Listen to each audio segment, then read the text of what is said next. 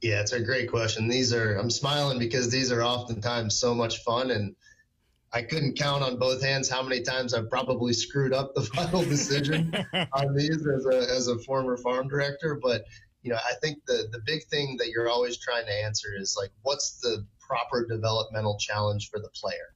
And that's never a black and white crystal ball answer. We don't know for sure whether or not a player is ready for the next level, but we can use our intuition and we can use some of the things that we're seeing on field to try and help answer that question. So that really is tapping into people in the organization that have a lot of experience, people in the organization that have proximity to the player, and then try to just really answer the question objectively is like, where do we think this guy's going to be properly challenged? You don't want a player to go dominate a level, and you don't want a player to go get absolutely dominated by a level. So you're always trying to thread that needle on what do we think is going to really push this guy to become the next best version of him.